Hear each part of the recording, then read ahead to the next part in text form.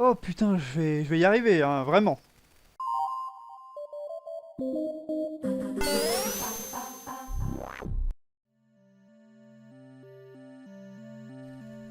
Bonjour à tous et à toutes et bienvenue pour cette nouvelle vidéo critique de ce que je pense d'eux sur des vidéos critiques subjectives sur un jeu. Et ça tombe bien, parce que le jeu que je vais parler actuellement, c'est un jeu que je viens de terminer. Il est tout frais, ça fait, allez quoi, je regarde l'heure, ça fait 2 heures que je l'ai terminé. Donc, voilà, je vais vous parler de DaVinci Code.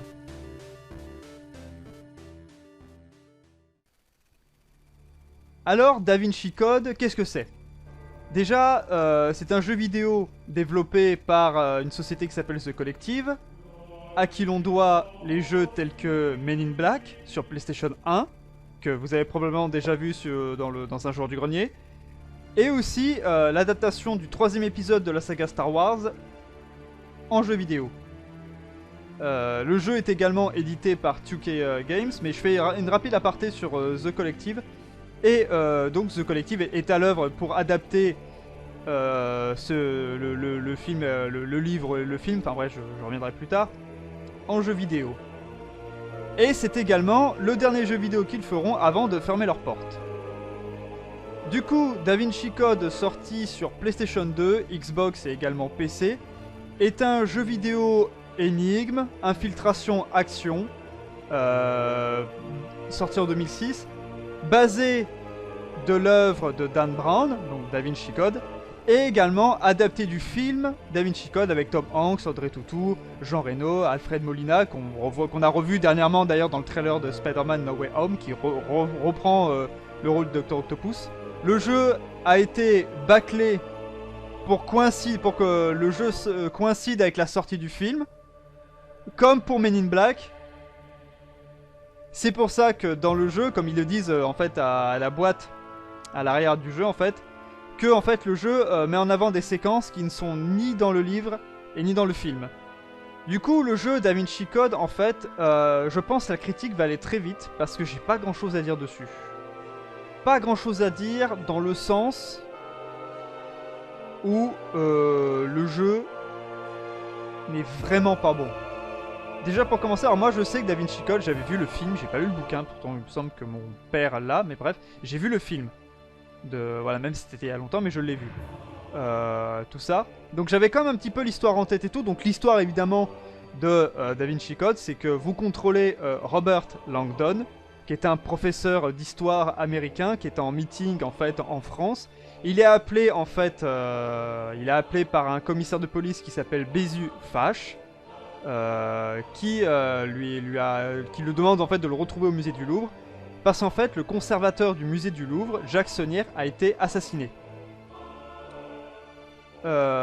Du coup, il arrive sur place et tente d'aider le commissaire. Robert Langdon tente d'aider le commissaire pour résoudre l'énigme, et c'est de comprendre qui l'a tué. Et pourquoi? Parce que Jacques Sonnière a laissé une quantité astronomique d'indices derrière lui. Et Robert Langdon tente d'aider le commissaire Fache à justement élucider cette affaire. En parallèle, une inspectrice donc de la cryptologie, donc qui s'appelle Sophie Neveu, arrive sur les lieux en fait pour prêter main forte à Robert Langdon, mais également lui avertir de quelque chose. C'est qu'en fait Robert Langdon est accusé du meurtre de Jacques Sonnière, tout simplement parce que, avec la lumière noire, hein, pour déceler les écritures invisibles, Jacques Sonnière aurait marqué, avant de mourir, trouver Robert Langdon. Et donc à partir de là, la mission, en fait, l'objectif de Robert Langdon et de Sophie Neveu, c'est à la fois d'élucider le meurtre donc de Jacques Sonnière et également comprendre pourquoi. Déjà qui l'a tué et pourquoi la personne l'a assassiné. Voilà, donc tout le monde, enfin peut-être pas tout le monde connaît peut-être pas l'histoire et tout, donc je vais même si le jeu prend sa propre direction, je vais quand même éviter les spoils au cas où ça intéresse des gens par rapport au film parce que le film était très bien. Le bouquin, je sais pas, mais je sais qu'il a eu de très bons retours et tout ça. Le film, d'ailleurs, le passage du film qui a été réalisé par Rod Howard, celui à qui l'on doit Solo, enfin qui a fini Solo en catastrophe. Bref. Pour donc en revenir au jeu PlayStation 2, il est vraiment pas ouf. Je l'avais refait là pour la découverte parce qu'en fait on avait joué il y a très longtemps quand le jeu était sorti. Et on avait juste dépassé le musée du Louvre et en fait, donc le premier niveau, et on ne l'avait pas dépassé. Et vraiment le jeu c'est non. C'est non. Déjà pour commencer, le premier truc qui fâche c'est visuellement parlant, au niveau des graphismes et tout, le jeu est moche.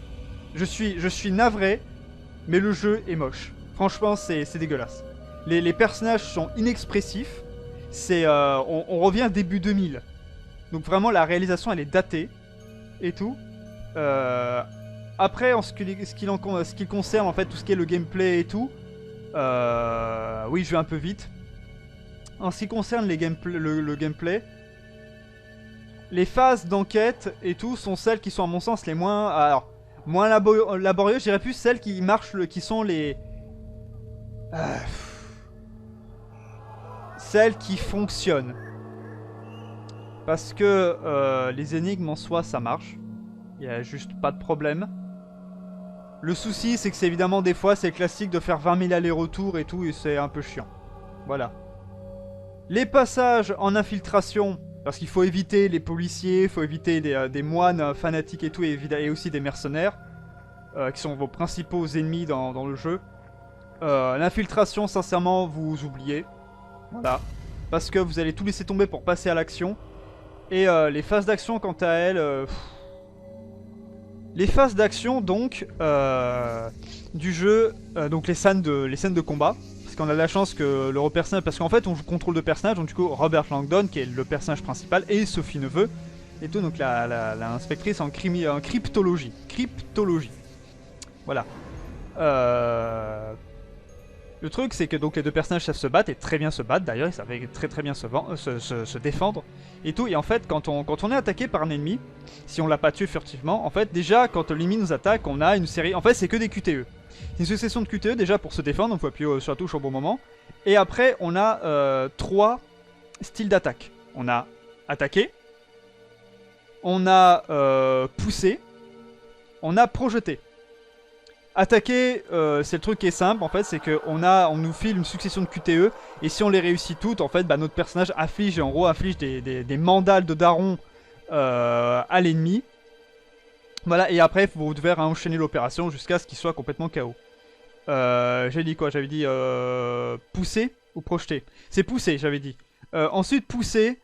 Il me semble que celui-là, le seul intérêt, c'est juste en fait de pousser l'ennemi pour te dégager et pouvoir fuir. Voilà. Parce qu'évidemment dans le jeu il y a un mode qui permet de prendre la fuite, mais j'expliquerai plus tard, juste après.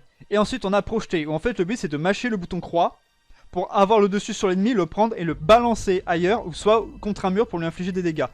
Selon le manuel, si tu projettes un ennemi contre un mur, tu l'assommes.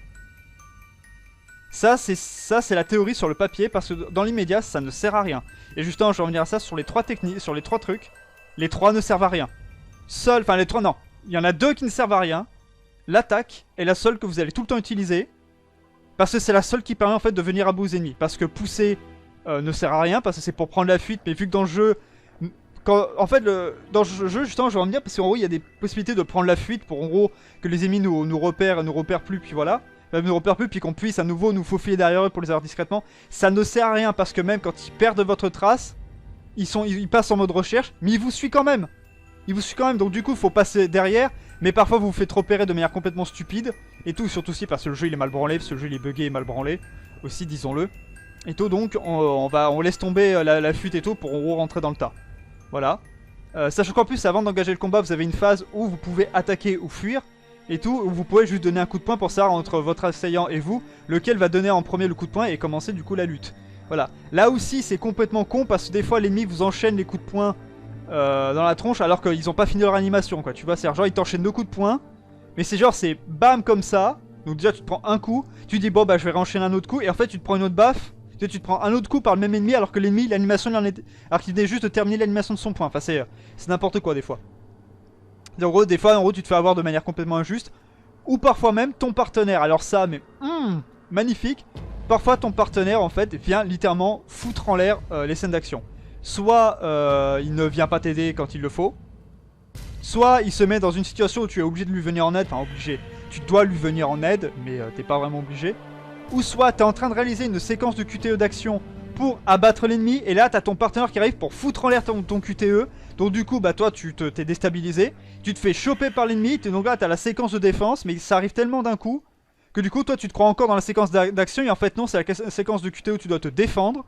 Donc pas attaquer, hein, te défendre, donc esquiver les coups. Et bah du coup, tu te manges des mandales. Tu te prends des mandales. Et ça, franchement, ça me fait halluciner. Ça me rend ouf quand ça arrive dans le jeu. Ça m'a fait péter des câbles en vrai. Parce que je me suis putain, mais... voilà, et bref. Et tout. Mais ah oui aussi, ce qu'il en est, parce qu'en fait tu ne tues pas les gens à proprement parler, en fait tu les assommes juste. Et plusieurs fois t'as les personnages en fait qui disent vite il faut qu'on cache les cadavres parce que sinon ça va alerter les ennemis. En réalité, cacher les cadavres, ça n'a aucune utilité dans le jeu. Mais genre aucune, genre, même si les ennemis repèrent le corps, ça va juste les alerter. Mais ça ne va nullement appeler des renforts. Enfin, en tout cas moi c'est jamais arrivé dans toute ma partie. Et je ne cachais aucun cadavre, mais genre aucun, j'en ai caché aucun. Donc voilà. Ensuite, pour parler un peu plus dans le jeu, évidemment le côté énigme, le côté point and click si je peux dire du jeu et tout. Le côté énigme... Putain, je sais qu'il faut avoir de la connaissance, mais il y a quand même certaines énigmes, faut vraiment les trouver. Hein. Là c'est... C'est donc en plus, ce truc qui est con, quelque part qui est paradoxal, c'est qu'en fait dans le début du jeu, on te fout des énigmes de salope. C'est vraiment les grosses énigmes de merde. Mais vers la fin du jeu, c'est les énigmes les plus simples à avoir. C'est genre juste chercher un objet et le remettre à sa place. Super. Mais ouais, les grosses énigmes de merde, quoi. C'est vraiment, c'est l'énigme, tu l'as pas vu venir, quoi. Et même le pire, c'est que t'as les personnages qui te filent des astuces. Mais des fois, les astuces ne t'aident pas. Voilà, c'est genre, t'as des énigmes. En fait, genre, c'est des symboles. Et en fait, t'apprends que chaque symbole représente plus ou moins une lettre de l'alphabet. Donc, ok. Mais des fois, certains symboles, genre par exemple, t'as un symbole qui ressemble à un A. Voilà, qui a la forme d'un A. Tu vois, qui a un triangle comme ça, voilà, admettons. Tu te dis, bah, c'est un A. Eh ben non, c'est un H. Tu te dis d'accord, what the fuck. Voilà, parce qu'après c'est à toi de deviner. Alors ok, je suis d'accord pour qu'il y ait une part en fait de devinette et tout. Mais c'est sur les 26 lettres, si on te donne seulement 2 lettres en disant ouais bah en fait sur les 26 symboles en gros dont chacun représente une lettre, il y en a deux, il y a 2 symboles où t'es sûr certain que c'est la bonne lettre, les autres c'est en fait c'est au pif. Ça va pas m'avancer à grand chose hein. Et il me semble que c'était à cause de cette énigme, si c'est pour ça en fait qu'on n'avait pas continué le jeu à l'époque parce qu'on avait complètement buté là-dessus et on a un petit peu laissé tomber. On avait réussi à la passer mais après on a arrêté parce que les énigmes, voilà quoi, c'était les énigmes dans le jeu ne t'aiment pas. Surtout aussi, ce que je reproche au jeu, c'est un gros problème de game design. Par exemple, des fois, tu arrives dans une salle, on te montre en fait un truc à interagir, une énigme à interagir. Tu te dis d'accord. Tu croises un petit peu plus loin une feuille qui t'explique comment fonctionne l'énigme. Tu te dis d'accord. Et même en résolvant l'énigme, tu te dis, ok, mais pourquoi je l'ai fait au fait? Et en fait, c'est seulement plus tard que t'apprends qu'en fait, en fouillant à nouveau pour la je ne sais combien de fois, qu'il y avait en fait un objet à côté comme ça qui était dissimulé, qui était un peu genre dissimulé et tout. Où tu te rends, enfin ouais, que tu sais que tu ne percutes pas en rentrant, tu sais quand tu rentres dans la pièce, tu sais pas du tout le premier truc que tu vois, c'est même pas le deuxième, c'est à peine le troisième truc que tu vois. T'apprends que ça avait une importance capitale dans le jeu et en fait c'est avec ça qu'il fallait interagir. Mais tu vois, si c'était en bon game design, enfin tu vois, s'il y avait en fait une personne qui était en bon en game design, c'est dès que tu rentres dans la pièce, c'est le premier truc qu'on te montre sur ton chemin. Tu sais, quand tu commences à fouiller les objets dans un certain sens, c'est qu'on te montre ce truc là, pour te faire interagir avec, tu te rends compte qu'il faut que tu fasses quelque chose, et derrière qu'on te mette les énigmes et les indices pour l'énigme. Et c'est là que tu te dis, ah d'accord, donc je fais l'énigme et ça va marcher pour l'objet qui est là. Sauf que je ne fais pas ça, c'est complètement l'inverse. C'est on te donne l'énigme et plus tard, le ce pourquoi tu dois faire l'énigme. Et ça me flingue. Il y a un autre truc aussi, c'est que ce jeu met en avant le délire du... Tu ne peux pas, en gros, que quand tu connais notamment quand tu as des mots de passe à taper, tu peux pas taper les mots de passe à l'avance, t'es obligé de d'abord suivre en fait des scripts précis que le jeu, enfin une logique précise que le jeu veut pour aboutir au résultat. C'est, en gros, tu peux pas appréhender, comme j'avais déjà dit pour Resident Evil 7, tu ne peux pas appréhender, ni même prendre le jeu, résoudre les énigmes en avance. T'es obligé de suivre la succession logique que le jeu t'impose. Et ça, j'ai horreur de ça. Voilà. Donc voilà. Et un autre truc aussi complètement con, c'est le fait est que quand tu observes en fait un truc en première personne, parce qu'on peut observer en plus gros un tableau et tout, et quand tu dois interagir avec un objet, il faut pas que ton personnage ait le point fixé sur un endroit particulier. C'est-à-dire qu'en fait, quand tu regardes en fait un item, un objet, des fois tu as en gros un nom qui apparaît dessus, puis examiner. Et donc après, quand tu appuies sur examiner, t'as ton personnage qui s'approche en haut d'un endroit, qui fait un petit commentaire et tout. Genre par exemple, tiens, il y a un trou, et tu dois insérer une clé. Donc du coup, toi tu appuies sur examiner pour approcher la caméra sur le trou. Ouais, et tu te dis, bah là, ce que je fais, c'est que j'appuie sur R2 pour activer l'inventaire, prendre la clé en question, parce que je sais laquelle que c'est, et utiliser. Ça marche pas. Pourquoi? Enfin, c'est j'ai la caméra qui est vraiment qu'à zoomer sur le trou, mais je ne peux pas interagir avec, alors c'est ce qu'il faut faire. Quand tu regardes la solution, même c'est ce qu'ils disent qu'il faut faire. Mais en fait non. Ce qu'il faut comprendre, c'est que quand tu as examiné pour rapprocher la caméra, pour t'approcher plus près, il faut appuyer sur T1 pour redézoomer, se remettre en gros en vue générale sur le tableau en question, et ensuite ouvrir l'inventaire pour utiliser l'item. Pareil, il y a des énigmes complètement cons comme ça, où genre par exemple tu te trouves devant un espèce de pupitre où tu dois insérer un truc dedans, et tout, et moi, bon bah moi je suis pas en mode observation, tu vois, je suis en mode où on voit le personnage de dos et tout, ça, et moi je fais juste, bah en gros le Resident Evil classique, je m'approche, je me colle à l'objet où il faut interagir, R2, inventaire et l'objet à interagir, tout ça. Et là j'ai mon personnage qui me dit, non ça marche pas, et je me dis putain pourquoi? Mais en fait non. Pardon pour le micro, mais en fait non, il faut d'abord se mettre... en vue pour observer en gros le truc en question et descendre lente, tout doucement la caméra sur là où tu veux interagir pour ensuite interagir. Et là pareil, sans appuyer sur le bouton X pour croix, pardon, pour zoomer la caméra pour bien examiner. Non non, c'est vraiment en vue d'ensemble, c'est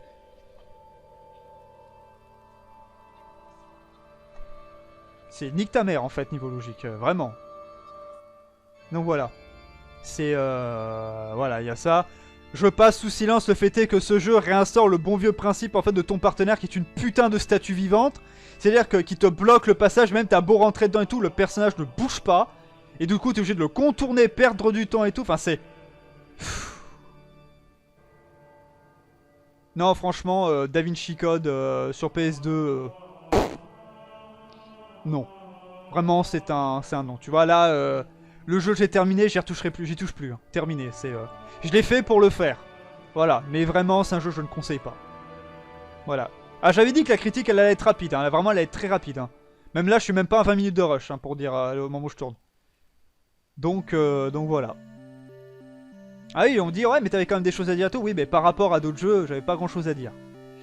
Donc voilà. C'est après je parle même pas de la VF où c'est que la VF elle est juste... Enfin c'est juste ils savent lire.